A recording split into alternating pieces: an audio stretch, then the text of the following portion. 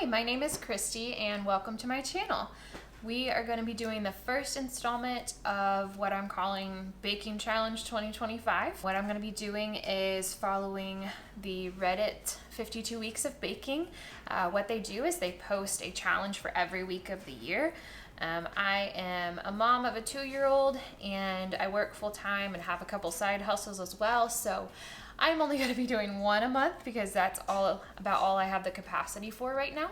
And the reason that I'm doing this is because, like I mentioned, baking is kind of one of my side hustles, and I got really burnt out on it last year, to be honest. I did a lot of markets and did lots of orders. I mostly take custom orders for cakes, cookies, all sorts of things. I just noticed that I kind of got tired of having that timeline that I had to stick to, only making, mostly like chocolate and vanilla cakes, kind of boring, not really getting to explore or do new recipes, anything like that. So I really kind of lost my love for baking a little bit last year.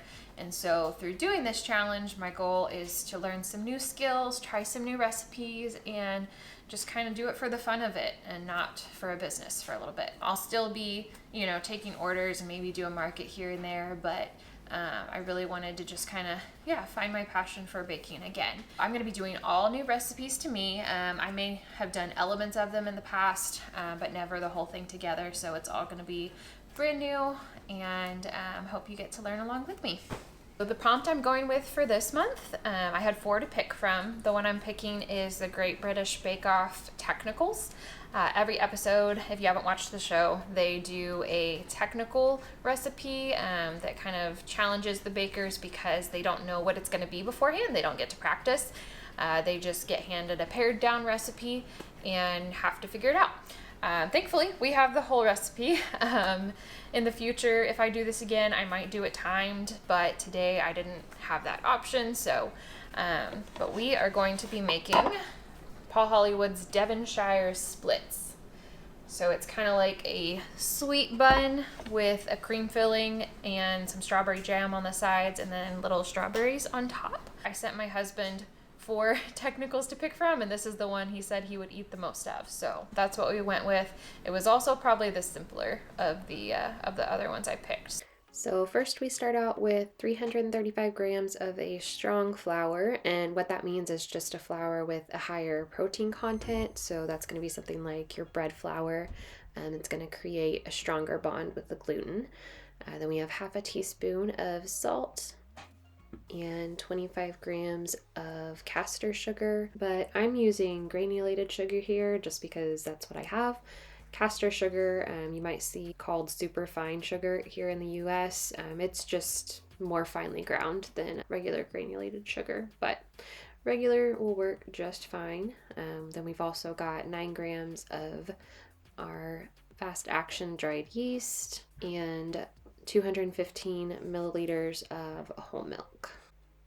When you're making bread especially, it is very important to weigh everything out because there's so many variables that can affect how it rises, how it bakes. So I don't always weigh everything, and many American recipes don't even include measurement by weight. But anytime I'm making bread or using a recipe that was created from another country, I'll usually try to use those weight measurements that are included. I put the milk in the microwave just to kind of get it warm to the touch, but not too hot. If it's too hot, it will kill the yeast. And then we'll just add that to the rest of our ingredients here. I also cut up 25 grams of unsalted butter. This is supposed to be at room temperature, but I have a 2-year-old and I can't always, plan everything out and make sure that I've set it out at a certain time, especially because this was a night that I came home from work, at 6 p.m. So I just kind of stuck it in the microwave for a little bit, moved it around so the temperature kind of regulated, and just put it in, and that will work fine.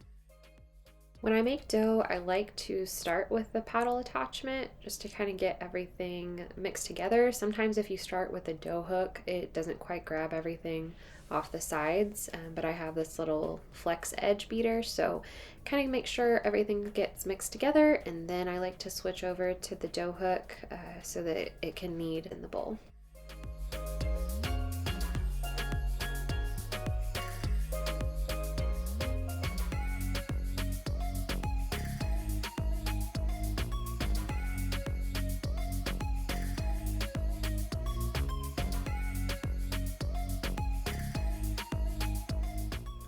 While the dough is mixing, I'm going to go ahead and wash my strawberries. How I like to wash my fruit is just sprinkling some baking soda over it, fill it up with enough water to cover the fruit, and then letting it soak for about 5 to 10 minutes. And I will drain them out onto a towel. And I do this with like all of my berries and veggies that I bring home from the store that need to be washed, and I do find that it makes them last a lot longer, especially if you're storing them in something like a mason jar or an airtight container. They just last a lot longer. Now I'm cutting up some strawberries to go on top of the rolls, making sure those look nice and pretty with those slices, and then the others I'm reserving for the jam later. And this little guy wanted to come and join me in the kitchen. Of course, he is obsessed with strawberries, so he had to come and see what Mom was doing. And then I realized when I kissed him, I got lipstick on his face. So that was me wiping it off.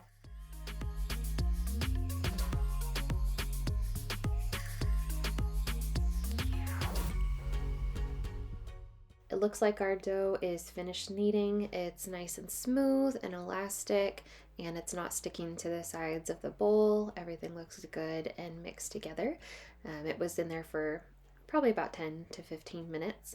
So I'm just going to spray the inside of the bowl and put the dough in there, cover it with plastic wrap, and we're going to set that aside to rise for maybe about 1 to 2 hours, just depending on the warmth of your kitchen. It should double in size.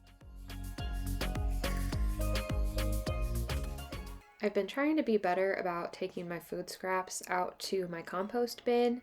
I got that bin a couple years ago, I think for Christmas, and at first I got really discouraged because not much was happening when I would put things in it. It wasn't really decomposing, but I think it was just an issue of not having enough volume. Not having enough stuff in there, so I'm kind of doing an experiment and trying to throw everything I can out there and see if I have some compost for my garden this summer. While the dough is rising, we're going to get our jam ready. So I need 100 grams of the strawberries that I cut up earlier here in the pot, and I'm going to let little man help me mash these. Use that.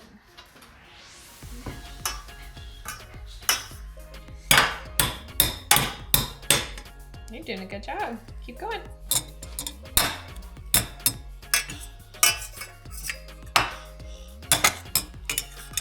No dancing.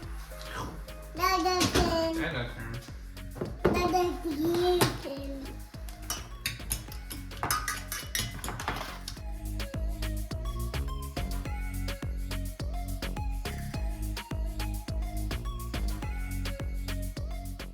Now we're going to add 125 grams of sugar to those mashed strawberries, and I'll get that on the stovetop to cook the jam while this little guy scarfs down those strawberries.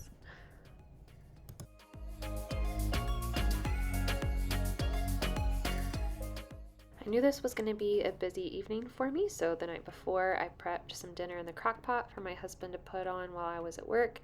And we have some yummy pot roast, so I've got that going while I'm doing everything else. So I'm gonna go take a little dinner break while this is cooking.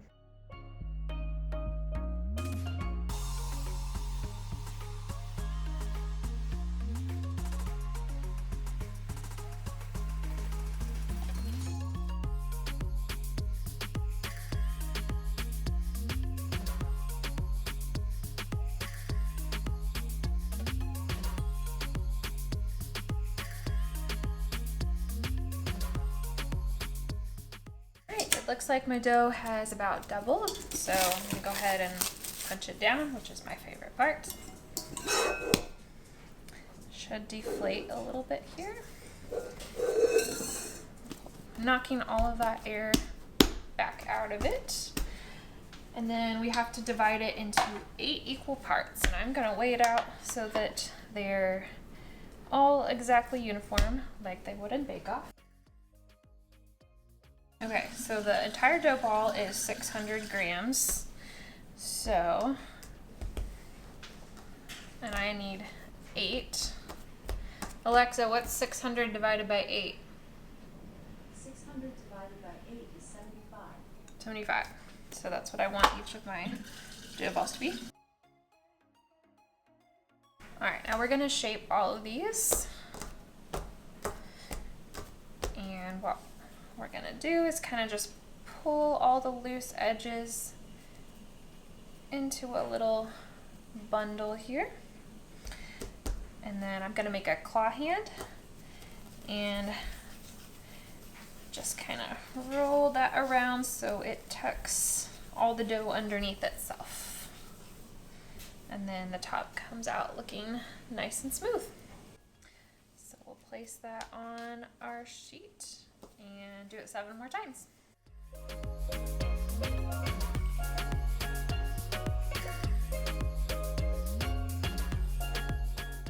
We have all our dough balls, so now I'm gonna cover that with some plastic wrap, and they'll rise again for about 40 minutes is what the recipe says. I may go ahead and put them in the oven with my proofing setting on just to speed it up a little bit because it is really cold in here right now, so they're probably not gonna rise very quickly just sitting out on the counter.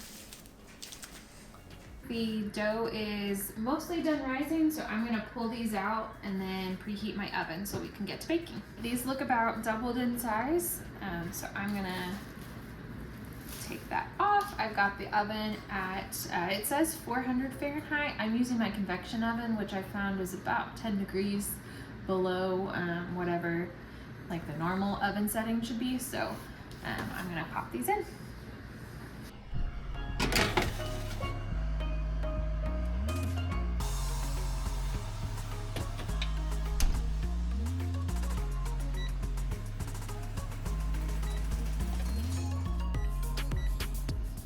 While those buns are in the oven, we're gonna do our chantilly cream, which is basically like a stabilized whipped cream.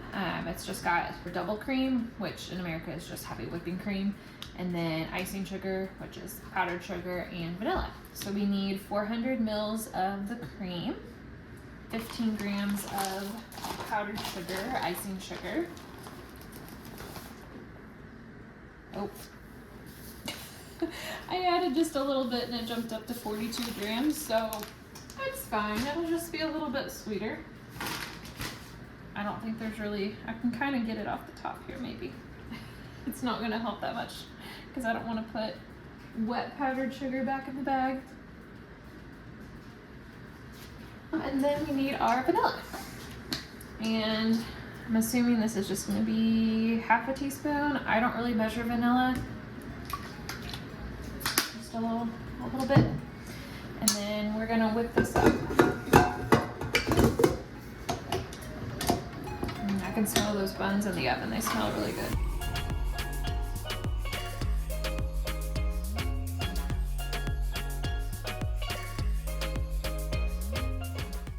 So I think this is about medium firm heat, probably a little bit more on the firm side, but I just wanted it to be able to work with it easily. So it looks nice. And I did refrigerate this bowl before I started the whipped cream. That just helps everything stay nice and chilled. So now this is gonna go in the fridge until the buns are out of the oven and cooled.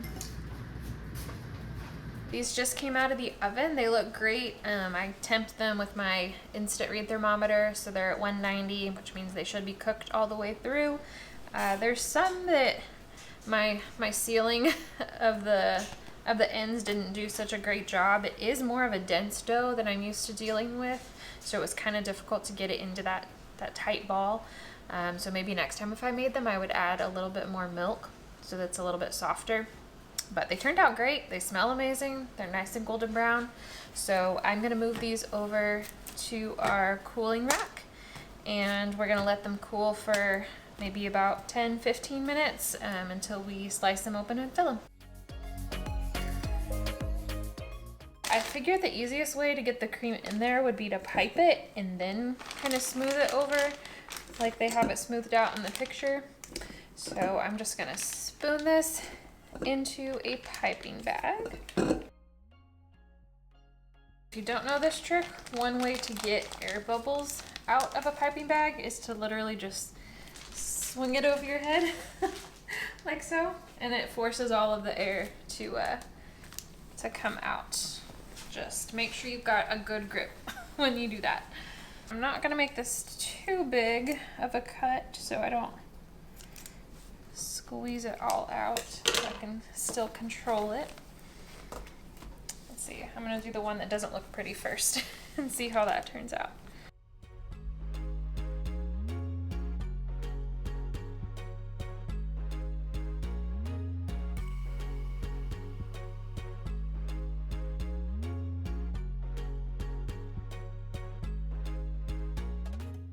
So I got them all filled and I think they look pretty good. I did have to kind of go back and clean up the sides a little bit. I did have some cream left over, so I'll use this for something. But I think I got them as filled as I could. So now we'll put the strawberries on. And here's the moment where I realize my mistake. Totally forgot to put the jam on the sides. And I knew I was gonna make a mistake like this if I tried to film and bake at the same time. So I'm gonna get better at that. I think my solution, I can either use a piping bag and try to get it, it's supposed to go like on the sides of the roll. So I can either get a piping bag in there and try to squeeze it in, or I can like drizzle it over and make it pretty. I really think I want it inside because I want when you take a bite of it to get all of the strawberry and it not just be on the top. So I guess I'm gonna get that in a piping bag and see how that goes. When I made this, the fruit to sugar ratio, the sugar was really high in the recipe. Usually I would use a lot more fruit. So this is very, maybe I cooked it too long. I probably did, because I'm used to having to like cook out a lot of the water from the fruit, but it is very sticky and almost kind of like a caramel, like a fruit caramel. Okay, yeah, it's just too stringy and sticky to try to get it in there and then pull out the piping bag without anything happening. So that's gonna be the one I eat. And then I think I'm gonna have to take the cream out and fill them again. I figured out that I can kind of like wiggle off the cream so that it'll separate from the bun, and I can get the jam in that way. And it's not gonna be as pretty as I would have liked, but it's there.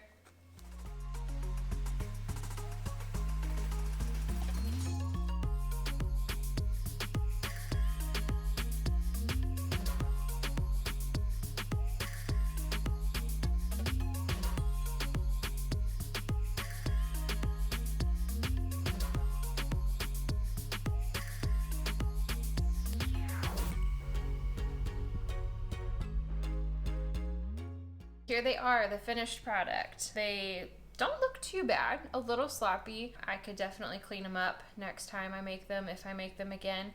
I usually tend to like more rich or like chocolate desserts, but I'm actually surprised with how much I liked these. I've been snacking on the mess up back there, and they are very good. The sweetness in the jam does help a lot, since the bun and the cream itself is not too sweet. Very light, very fluffy, and delicious. Thanks so much for joining me. I do not know yet what next month's challenge is going to be. I need to go and look at all 4 of my options for the prompts for February, but I will be back, and thanks for baking with me.